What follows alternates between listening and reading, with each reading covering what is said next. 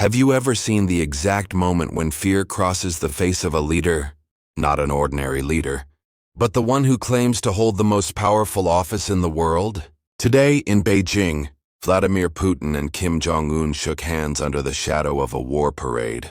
And across the ocean, Donald Trump's voice cracked with disappointment, his words trembling with unease. Why? Because when enemies join forces, even the strongest start to wonder, what if the war I've been warning about is already unfolding behind closed doors? This isn't just a news story. This is a lesson in power, betrayal, and the raw human reality of fear.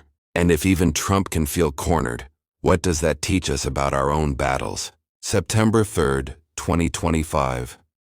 Beijing's skies roared with fighter jets. Thousands of troops marched in perfect formation. Tanks rolled, missiles gleamed, and banners of victory fluttered across the capital. This was no ordinary celebration. It was the stage where Vladimir Putin, Xi Jinping, and Kim Jong stepped side by side, showing the world a new axis of power. Kim Jong pledged, in his own words, to do everything possible to assist Moscow in its war efforts. Putin, in return, praised North Korea for its unwavering support. And Xi? He didn't need to say much. His parade of military might said it all. The East is united. The West should worry. Now think about this for a second. When powerful men form alliances, it's not just about politics. It's about survival, dominance, and rewriting the rules of the game. And somewhere in Washington, Trump realized those rules were slipping out of his hands. Reporters caught Trump's reaction. His words, "I am very disappointed in President Putin." Disappointed. That's not a word you use for a stranger. That's a word you use when someone you trusted, someone you believed in, suddenly stands on the other side. Trump insisted he wasn't worried about a China-Russia alliance, but the cracks in his tone told another story. His social media posts questioned whether China, Russia, and Kim were conspiring against America. Conspiring, that's the word of a man who senses betrayal and feels the sting of fear.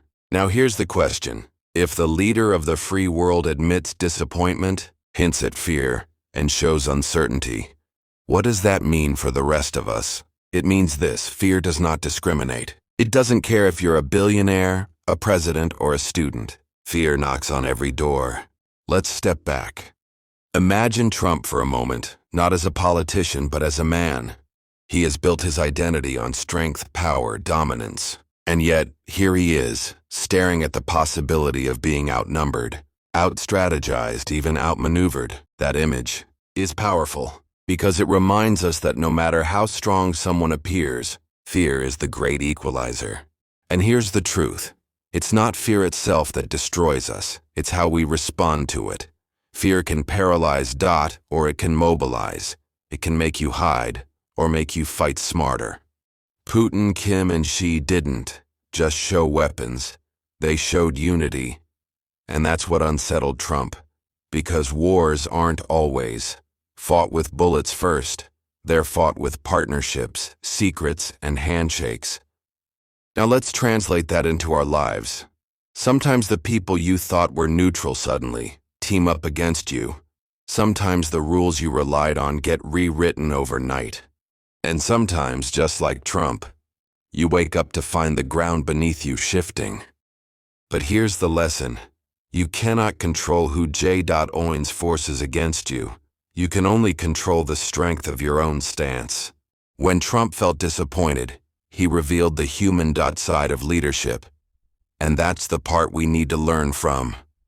Because the same thing happens in our battles, whether it's business, relationships, or dreams. Betrayal is inevitable. Disappointment is certain. But collapse?